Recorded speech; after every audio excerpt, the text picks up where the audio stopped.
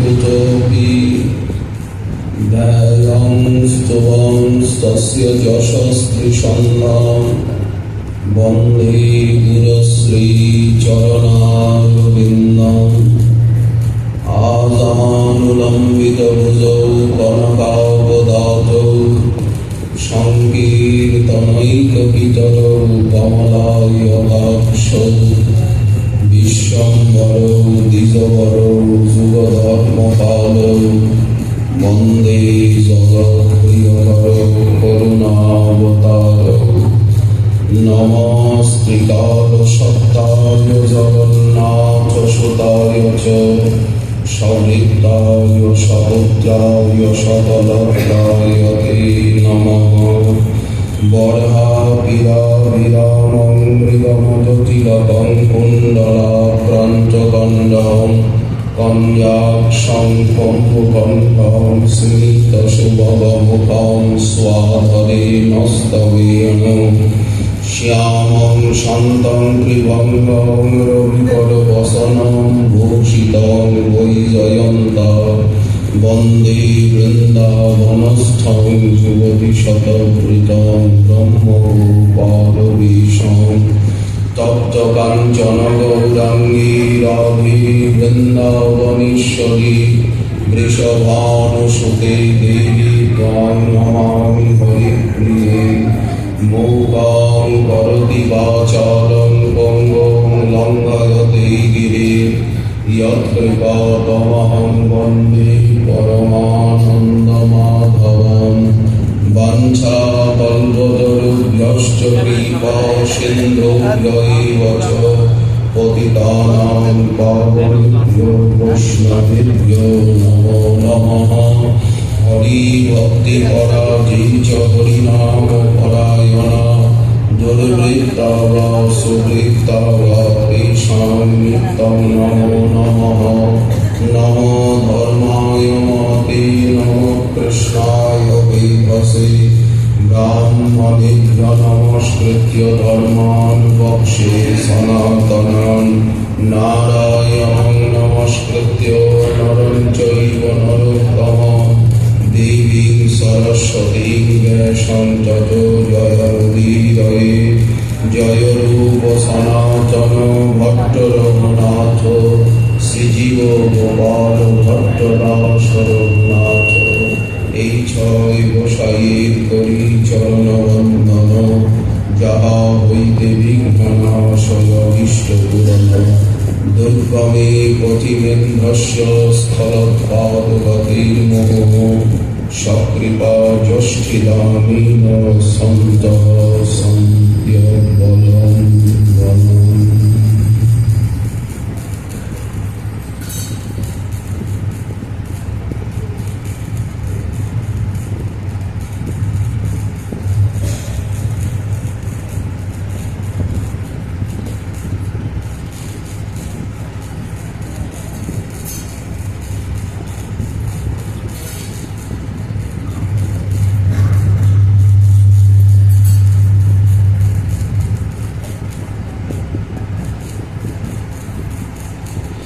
দধান কৌপিনং তদুপরি বহির্বস্ত্রমনুনম প্রকাণ্ড হেমাদ্রি দ্যুতিভিরভিতঃ সেবিততনু মুদা গায়ন উচ্চৈ নিজ মধুর নামাবলিমসো শচী শুনো কিংবে নয়ন সরণিং যাস্যতি পুনঃ। কলি পাবনাবতার প্রেম পুরুষোত্তম সর্বাবতারী आनंद कंद अखिल जनानंद श्री श्री नदिया बिहारी গৌরহরির পরমন্তরঙ্গ প্রিয় পার্ষদ শ্রী রঘুনাথ দাস গোস্বামী পাদ তার স্তবাবলীর প্রারম্ভে শচীশুনু অষ্টকে মহাপ্রভুর সন্ন্যাসী সুষমা সন্ন্যাস নিয়ে সৌন্দর্য যেন আরো বেড়ে গেল। লীলার যে প্রকৃত কারণ তিন বাঞ্ছা প্রপূরণ, রাধা প্রেম আস্বাদন এবং বিতরণ, সেটি যেন আরো স্পষ্ট থেকে স্পষ্টতর তম হয়ে গেল।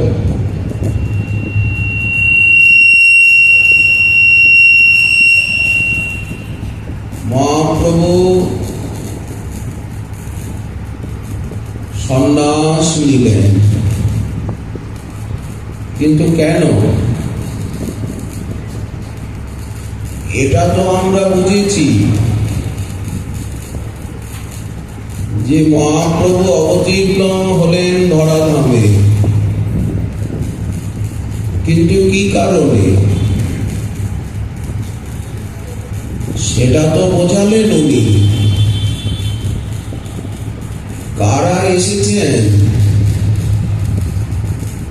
ব্রজের সব সখী মঞ্জরি পরিকর একা আসেননি, সঙ্গে নিয়ে এসেছেন। সরগোস্বামী পাদ এলেন, আসলে অষ্টগোস্বামী, নিকুঞ্জের অষ্টমঞ্জরি, রাধারানীর সেবিকা কিঙ্করী। কেন এলেন এরা? আর এনাদেরকেই সম্প্রদায়ের আচার্যের আসন দিলেন কেন? কিঙ্করীরা কেন আচার্য হল? কিঙ্কররা কোথায় ছিল? সখারাও তো আচার্য হতে পারতেন, সখীরাও তো আচার্য হতে পারতেন। পিতা মাতা বললেন সব পার্শ্বদই এসেছেন, কিন্তু গ্রন্থ রচনা কাদের দ্বারা করালেন? আচার্যগণের দ্বারা। তো গ্রন্থ কি আচার্যগণকেই রচনা করতে হবে? বলেন হ্যাঁ। অন্যের দ্বারা হবে না? বলেন হবে না কেন? পূর্ণতা ওখানে। ভাগবত রসের দ্বারাই পুষ্টি লাভ করল সমস্ত রচনা সম্ভার। সমস্ত রচনার মধ্যে কি আছে? বলেন ভাগবত রস। কাদের জন্য? রসিক এবং ভাবুকদের জন্য। ভাগবতে কি আছে? বেদ শাস্ত্র কহে সম্বন্ধ, অভিধেয়, প্রয়োজন, তিনটি বিষয়ের আলোচনা। তিনটি বিষয় কি? সৃষ্টি লীলা, স্বর্গ বিসর্গ, স্থান পোষণ, মন্বন্তর, ঈশানু কথা, নিরোধ, মুক্তি, আশ্রয়, এই তিনটে বিষয়। বললেন না, সম্বন্ধ, অভিধেয়, প্রয়োজন। সম্বন্ধ তত্ত্ব কে? কার সঙ্গে সম্বন্ধ করতে হবে? কে সম্বন্ধ? কে আমাদের আপনা? কৃষ্ণ। আমাদেরকে কি করতে হবে? পাহাড়টা ভাঙতে হবে?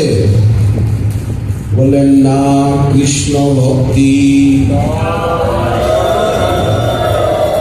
আমাদের তাহলে আর কোনো কাজ নেই কি? অকাম্যা? বললেন না, কৃষ্ণ ভক্তি, কৃষ্ণ ভজনই কাজ। আর বলেন সব অকাজ। আচ্ছা, কৃষ্ণ ভজন করে আমরা কি পাবো? বলেন, চান কি? কৃষ্ণ প্রেম, এই তিন মহাধন। যদি তত্ত্ববস্তুকে একবার জেনে ফেলি, তত্ত্ববস্তুটা কি মশাই? কৃষ্ণ, কৃষ্ণ ভক্তি, প্রেম রূপ, নাম সংকীর্তন, সর্ব আনন্দ স্বরূপ। দেখুন, আমাদের মাতৃভাষা, মায়ের বক্ষামৃত স্নেহামৃতির মতো সহজ সরল সুপাচ্য, অন্য কিছু তো হজম হবে না। মায়ের বুকের অমৃত ছাড়া শিশুর অন্য কিছু হজম হবে না, বাংলা ভাষা ছাড়া মাথায় ঢুকবে না। গ্রন্থ তো রচনা করলেন, লেখনী ফলকে এমন ভাবে চিত্রায়িত করলেন, মহাপ্রভুর লীলা, তার অবদান, করুণা যেন জগতের জীবকে অতি ত্বরান্বিত, কলিযুগে আয়ু অল্প, বিঘ্ন অনেক, সময় সীমিত, সাধন শক্তি একেবারেই নেই বললে চলে, মন মেজাজ খিটখিটে, রোগ শোক অভাব জ্বালা যন্ত্রণা, এর ভিতর দিয়ে অতি তাড়াতাড়ি উঠে যেতে হবে। পৌঁছে দিলেন রাধা মাধবের নিকুঞ্জ মন্দিরে অতি ত্বরান্বিত ভাবে। বিশ্বজীবের জন্য, ভক্ত সামাজিকের জন্য, বৈষ্ণব সাধকগণের জন্য, তারা এই বৃন্দাবন ধামকে আশ্রয় করে দিবানিশি সাধন করলেন। কাদের জন্য সাধন করলেন? সাধন সম্পত্তি কাদের জন্য রেখে গেলেন? বাপ ঠাকুরদাদা, ঠাকুরদাদার ঠাকুরদাদা এত যে ব্যবসা বাণিজ্য করে জমালেন, কাদের জন্য জমালেন? বললেন, নাতি পুতি, দস্য পৌত্র, দস্য প্রপৌত্র। সম্পত্তি যে মানুষের করে, আদিকালে যারা করে গেছে 500 বিঘা জমি রেখে গেছে, কার জন্য? ওই নাতি পুতি, দস্য পুতি, দস্য পুতি 12 পুতে খেলো। এখনো যা কিছু 10 বিঘা 50 বিঘা আছে, তা কাদের জন্য? কারা ভোগ করছে? বললেন, ওরাই, পাড়ার লোক তো না, কিছু তো নিয়েইছে। হাল যার জমি তার। তেমনি তারা যে এত সাধন করেছেন, সাধন সম্পত্তি কাদের জন্য রেখে গেছেন? বিশ্বজীবের জন্য, ভক্ত সমাজের জন্য, সবার জন্য। এখন প্রকাশ করেছেন অমূল্য গ্রন্থ রত্ন, তাদের লক্ষ্য গ্রন্থ। লক্ষ্য গ্রন্থ বলতে লক্ষ্য শ্লোক গ্রন্থ না,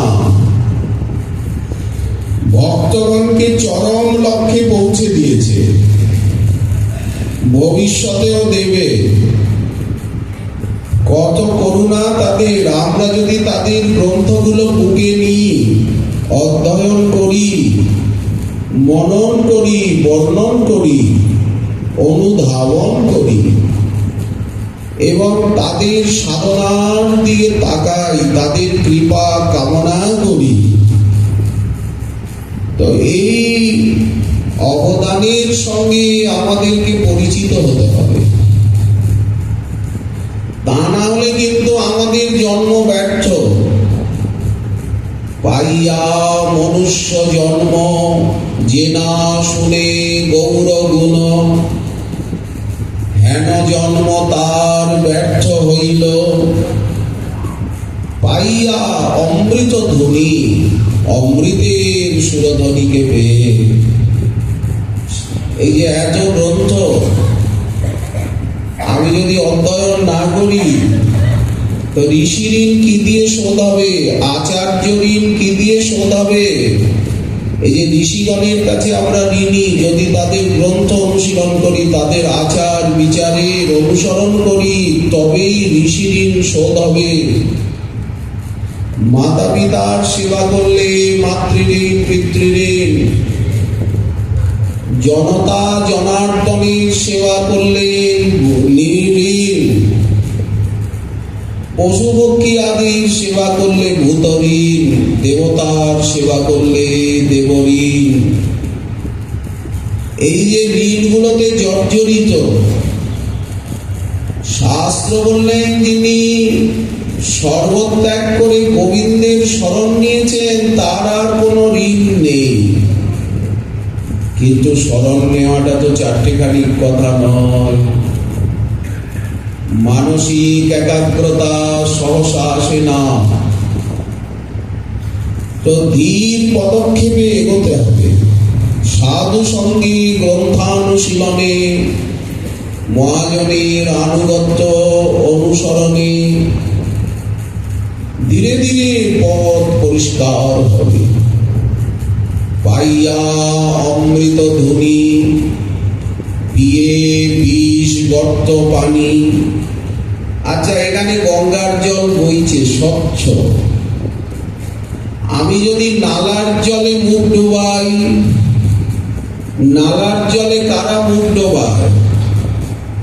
এইখানে ঝরঝর ঝরঝর করে ঝর্ণার জল পড়ছে, সেই জল পান না করে, গঙ্গার জল পান না করে, আর ওই নালার মধ্যে চার পা ঢুকিয়ে দিয়ে আর এরকম করে নালার মধ্যে বসে থাকে, নালায় গড়াগড়ি দিয়ে একেবারে কাদা মেখে সুন্দর সাজে, নালার মধ্যে শুয়ে চিৎপাট হয়ে ঘুমায়। আমি অমন হব কেন? আমি গঙ্গায় স্নান করব। আচ্ছা, এরা কারা? এই যে নালায় শুয়ে থাকে, নালার জল পান করে, চার পা পাইয়া মনুষ্য জন্ম, যে না শুনে গৌর গুণ। ওটা আমি, নালার জল পান করি, নালার মধ্যে শুয়ে থাকি, নালায় গড়াগড়ি দিই। পাইয়া অমৃত ধ্বনি, পিয়ে বিষ গর্ত পানি। ওটা তো বিষাক্ত জল। জন্মি আসে কেনে নাহি মইল, সে আগেই মরে গেল কেন? বিষাক্ত জল খেয়ে মরবে, নালার মধ্যে পড়ে মরবে, তার থেকে এমনিই তো মরতে পারত, নালার মরেই তো মরতে পারত। অর্থাৎ জীবন মৃত গোবিন্দ দাস মহাপ্রভু তিনি করুণা করলেন। আজ যদি আমরা তার অবদানের সঙ্গে পরিচিত না হই, তাহলে আমাদের এই সময়টা জন্মগ্রহণ ব্যর্থ হয়ে গেল। সুতরাং তাদের গ্রন্থাবলী পাঠ, উপাসনা, আরাধনা, এটা আমাদের সাধনার অত্যন্ত পুষ্টিকর, সাভিষ্ট ভাবানুকূল, সাভিষ্ট ভাবময়, সাভিষ্ট ভাব সম্বন্ধী, সাভিষ্ট ভাব অবিরুদ্ধ। এখানে কোনোই বিরোধিতা নেই। এই জন্য আমাদের গন্তব্যস্থল যে বৃন্দাবনের নিভৃত নিকুঞ্জ মন্দির, ওই আকাঙ্ক্ষিত স্থানে যাতে আমরা পৌঁছাতে পারি, গুরু প্রদত্ত গৌর দাস্য এবং রাধা দাসীর পরিচয় যেন প্রাপ্ত হতে পারি। মহাপ্রভু যে সন্ন্যাস নিলেন, তিনি জগৎগুরু, বিশ্বগুরু, কৃষ্ণ স্বয়ং কৃষ্ণ প্রেম শিক্ষা দিতে গৌরাঙ্গ হয়েছে। এ এক অপূর্ব সমাচার। আজ কৃষ্ণ কৃষ্ণ ভজন দেবেন, কৃষ্ণ প্রেম দেবেন। এই জন্যই তো সন্ন্যাস। কেন সন্ন্যাস নিলেন? নবদ্বীপে থেকে এই প্রেম প্রচারটা ব্যাপক হবে না, সারা ভারতবর্ষ বিশ্বব্যাপী ছড়াবে না, সন্ন্যাসী সমাজের ভিতরে প্রবেশ করতে পারবেন না। প্রথমে তো ভক্ত হলেন। নিমাই পণ্ডিত কবে থেকে ভক্ত হলো? গয়া ধাম থেকে এসে ভক্ত হলেন। এর আগে বিদ্যার বিলাস, গৃহস্থ আশ্রম। নিমাইয়ের মুখে হাসি নেই কেন? নিমাই হাসে না কেন? যে নিমাই এত চঞ্চল ছিল, একেবারে জামা কাপড় ফিটফাট হয়ে গায়ে আদর মেখে অলংকার আভূষণ পরে সুসজ্জিত হয়ে পাড়ায় পাড়ায় ঘুরে বেড়াতো দিগ্বিজয়ী জয়ী। এত ঠাটবাট রাজপুত্রের মতো চলন বলন, এত রুচিশীল নিমাই, এত হাসি ঠাট্টা বিনোদ প্রিয়, সেই নিমাইয়ের মুখে হাসি কোথায় গেল? সনাতন রাজপণ্ডিতের জামাতা। বাক্য নেই, পরিহাস ভঙ্গি নেই, হৃদয়ে উৎসাহ নেই, মনে বল নেই, আহার বিহারে পরিপাটি নেই। কেমন যেন সব ওলট পালট হয়ে গেছে জীবনটা। দেখুন শিক্ষা। কৃষ্ণ আজ কৃষ্ণ ভক্তি শেখাচ্ছেন, ভক্তির বাতাস লেগে জীবনটা কিরকম ওলট পালট হয়ে গেল। কৃষ্ণ প্রেমের এক অদ্ভুত রূপ নিয়ে তিনি যেন ফিরে এসেছেন নবদ্বীপে গয়ার থেকে। ভক্তগণকে নিজের বিরহ বেদনার কথা খুলে বললেন, তা না হলে কে বুঝবে? এই প্রেমা যার মনে, তার বিক্রম সেই জানে, অন্যে তো বোঝে না, বোঝানো যায় না। লোক তো বাহিরটা দেখে, মনটাকে কি কেউ দেখতে পায়? অতি আশ্চর্য ব্যাপার। পরম সুনম্র হই প্রভু কথা কয়, এত নম্রতা এসে গেল কেন?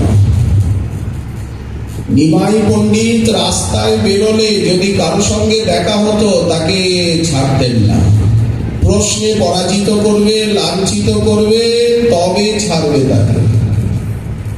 নদিয়ার বড় বড় বিদ্বান নিমাই পণ্ডিতকে দেখে ভয় পেতেন, এমনকি বালক বৃদ্ধ বিচার করতেন না। বৃদ্ধকেও চেপে ধরেছেন, এই প্রশ্নের উত্তর আপনাকে দিতেই হবে। ভট্টাচার্য মশাই, গাঙ্গুলি মশাই, আমার প্রশ্নের উত্তর না দিয়ে যেতে পারবেন না। বলি, নিমাই তুমি আমার পুত্রের বয়সী? বলেন, তা বুঝি না।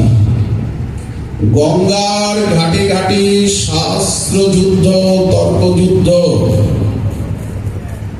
কে দেখি নবদ্বীপে আছে যে আমার প্রশ্নের উত্তর দিতে পারে যথাযথ? এই নদিয়ায় যোগ পট্টে ছাদে কাপড় বস্ত্রখানি বেঁধে চরণের উপর চরণ রেখে, আর তিনি বিদ্যার বিলাসে তন্ময় নবযুবক।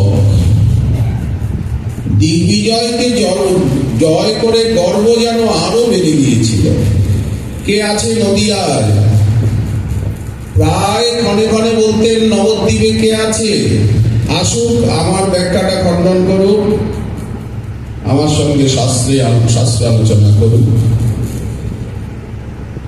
তিনি আজ কত দিনহীন কাঙাল হয়ে গেছেন, সকলের কাছে যেন অপরাধী। এই দেখুন ভক্তির রাস্তা, পাণ্ডিত্যে পাওয়া যায় না। কি অপরাধ করেছেন নিমাই পণ্ডিত?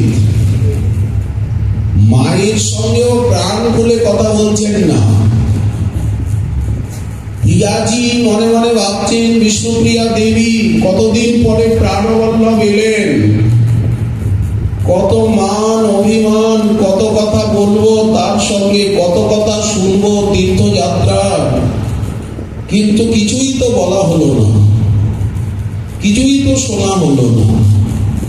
উনি যেন আজকাল বিষয়ের কথা, সংসারের কথা কিছু বলতেও চান না, শুনতেও চান না, সবসময় একা একা থাকতেই ভালোবাসেন, মুখ বুজে, ভালো করে তাকানো না, অনবরত যেন কি চিন্তা করেন। নয়ন দিয়ে ধারা প্রবাহিত হয়, মাঝে মাঝে দীর্ঘ নিঃশ্বাস ফেলেন আর বলে ওঠেন, হা কৃষ্ণ, হা কৃষ্ণ, হা নাথ, হা কৃষ্ণ, হা কৃষ্ণ, তুমি কোথায়? তোমায় না কানাইয়ের নাটশালার পথে, নাটশালায় একবার দেখলাম, তুমি কোথায় পালিয়ে গেলে? সতী দেবী বুঝতে পারেন না কি রোগ হলো। পুত্র স্নেহে ভারাক্রান্ত হৃদয় শচী কি করেন? স্বামী নাই, বড় ছেলেও নাই, এক বৌমা, আমি আর নিমাই আর ঈশেন, এই চারজনকে নিয়ে আমাদের সংসার। শচী ভয় পান। বিষ্ণু ভক্ত গুটি দুই চারিজন লইয়া রহ কথা কহিবারে বসিলেন গিয়া। অনেকেই আসেন যান, নিমাই পণ্ডিতের নাকি একটা পরিবর্তন হয়েছে। কি ভট্টাচার্য মশাই, মুকুটি মশাই, চলেন একটু দেখে আসি গা, কি হলো বাছা। তারা এসে নিমাইয়ের মাথায় হাত বুলান, তুমি নবদ্বীপের গর্ব, তুমি চিরজীবী হও। মাথা পেতে আশীর্বাদ গ্রহণ করেন গৌর ভগবান, আশীর্বাদ করেন, পায়ের ধুলি দেন মুখার্জি মশাই, ভট্টাচার্য মশাই, গাঙ্গুলি মশাই, বলেন নিমাই চিরজীবী হও, তুমি নদিয়ার গর্ব, প্রকৃতিস্থ হও বাপ, প্রকৃতিস্থ হও। সেদিন নির্জনে বসে আছেন গৌরহরি। ভক্তগণ, কাকে বোঝাবো আমার মনোদুঃখ, কে বুঝবে? সেই প্রেমানন্দ যার অন্তরে সত্যি সেই বোঝে, অন্যে বোঝে না। বাহ্যে বিষ জ্বালা হয়, অন্তর আনন্দময়, কৃষ্ণ প্রেমার অদ্ভুত চরিত। বাইরে মনে হচ্ছে যেন ছটফট করছে, কিন্তু ভিতরটা আনন্দময়। এটা একটা ব্যাধি, একটা রোগ। প্রীতি নিরীতি, প্রীতিকে বলা হচ্ছে মৃত্যু, তোলে তোলাইন প্রীতি গুরু আভার। যার উপজয়ে প্রীতি ব্যাধি, সে বুঝে না বুঝে আর। ভক্তি প্রেম একটা ব্যাধি, একটা মারাত্মক ছোঁয়াচে রোগ। এই জন্যই তো ছোঁয়াচে রোগ বলে এক জায়গায় সব এক গাদা হয়ে আর বসতে হয়। পাটের গাদার মতো, বিচুলির গাদার মতো এক জায়গায় এক গাদা হয়ে বসতে হয় কেন সবাইকে? বললেন ভক্তি ছোঁয়াচে রোগ, মারাত্মক সংক্রামক রোগ বলে। এই যে আমরা এক জায়গায় সব বসেছি, কেন বসেছি? সংক্রামক রোগ, মারাত্মক রোগ বলে। এই রোগটা যাতে আমাদের সবার মধ্যে ঢুকে যায় আর সবার মধ্যে থেকে আমাদের মধ্যে আসে, এই জন্যই তো আমরা বসেছি। সংক্রামক ব্যাধি। মহাপ্রভুর মুখমণ্ডল বাইরে দেখা যাচ্ছে মলিন, কিন্তু ভিতর আনন্দে উল্লসিত। দেখছেন সন্ন্যাসীর রহস্য কি, প্রেম ভক্তির রহস্য কি? চৈতন্য ভাগবতের সারাংশ বলা হচ্ছে। কিভাবে ব্যাসাবতার বোঝাচ্ছেন ভক্তি লাভ করলে তার আচরণ চেহারা কিরকম হয়। এখন নিমাই আর পণ্ডিত নন, এখন কমনীয়তা বেড়ে গেছে। পণ্ডিতের ভিতরে একটা উৎকট দুর্গন্ধ থাকে। এই দুর্গন্ধটা কি? অহংকার, অভিমান। পাণ্ডিত্য থাকলে, টাকা পয়সা থাকলে একটা উৎকট দুর্গন্ধ, একটা উত্তেজনা, একটা উত্তপ্ত ভাব, একটা উগ্রতা থাকে। এটা কি? অহংকার, অভিমান। কিন্তু যেই ভক্তি মহারানীর আবির্ভাব হয় এগুলো পালায়। তাই নিমাই হয়েছে না এত কমনীয়। একটা আকর্ষণীয় শক্তি এসে গেছে মুখখানাতে। ভক্তের মুখে থাকে একটা আকর্ষণ করার ক্ষমতা। কেউ বিস্মিত হচ্ছেন, কেউ স্তব্ধ হচ্ছেন, কেউ সন্দেহ করছেন। কি হলো নিমাইয়ে? ভক্তগণ, আমার দুঃখের কথা কি বলবো? বাহ্য দৃষ্টিতে মনে হচ্ছে যেন উনি কষ্ট ভোগ করছেন, মনোবেদনা, কিন্তু অন্তরে মহা আনন্দ সিন্ধুতে অবগাহন করছে। পুলকিত সব অঙ্গ, সজল নয়ন, প্রেমে টলমল তনু, হুঙ্কার গর্জন, নয়নে গলয়ে যেন অশ্রুধার, নিরন্তর অদ্ভুত সব ভাবালঙ্কার। মানুষের চিত্ত বিগলিত হয়ে যায়। সহস্র সহস্র শাস্ত্রের কথায় হবে না, কিন্তু প্রেমিকের এক ফোঁটা চোখের জলে হবে। আমরা হাজার শাস্ত্রের কথা বলি, কিচ্ছু হবে না। ও মরুভূমিতে জলধারা বইবে না, পাথর বিগলিত হবে না, কিন্তু প্রেমিকের এক বিন্দু অশ্রু জলে হবে। প্রেমিককে দেখলেই হৃদয় বিগলিত হবে। কোন ভজনশীল মহাপুরুষের কাছে আপনি গেলেন, উনি কথাবার্তা খুব কম বলেন, স্বল্পভাষী, মৃদুভাষী। বৈষ্ণবের লক্ষণই হচ্ছে তার জিহ্বায় পরনিন্দা, পরচর্চা স্থান পায় না। যদি জিহ্বায় পরনিন্দা, পরচর্চা থাকে তাহলে বুঝতে হবে ওখানে গেলে আমার সর্বনাশ হবে, ওখানে আমি যাব না। রূপ গোস্বামী পাদ উপদেশামৃতে বলেছেন, কার সঙ্গ করবে, কার মুখে হরি কথা শুনবেন, কার সঙ্গে ভক্তির সঞ্চার হবে? বললেন, অনন্য ভকতি নিষ্ঠ নিন্দা শূন্য মন।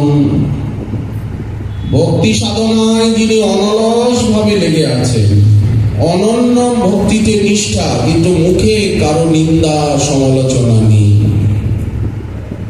ওইখান থেকেই প্রেমের সঞ্চার হবে। তাদের হৃদয় কুসুম কমল, নবনীতের মতো সর্বভূতে নিজের আরাধ্যকে দেখছেন। এইটাই তো কৃষ্ণ প্রেমের ভাষ্য। প্রভুর তনুখানি টলমল করছে, হুঙ্কার গর্জন করছে। প্রেমের কি শক্তি! আমরা তো জগতের পার্থিব বস্তুর শক্তি জানি, কিন্তু প্রেমের কত শক্তি! কাকে গম্ভীর বলে? বলেন, মনের ভাব কেউ বুঝতে পারে না। ওনার মনে যে কি আছে এটা কারো বোঝার ক্ষমতা নেই। এইরকম ব্যক্তিকেই গম্ভীর বলা হয়। যেন সমুদ্রের উপরিভাগ, রজত সুন্দর তরঙ্গ রেখার মতো ঢেউগুলি খেলা, কিন্তু ভিতরে কত গভীরতা, কত মণিমুক্তা কে জানে। ঠিক তেমনি প্রেমিকের ভাব কি করে বুঝবো আমরা বহির্বাহিক দৃষ্টিতে? এ যে অন্তরের ভাব, নারিকেলের ফলের মতো,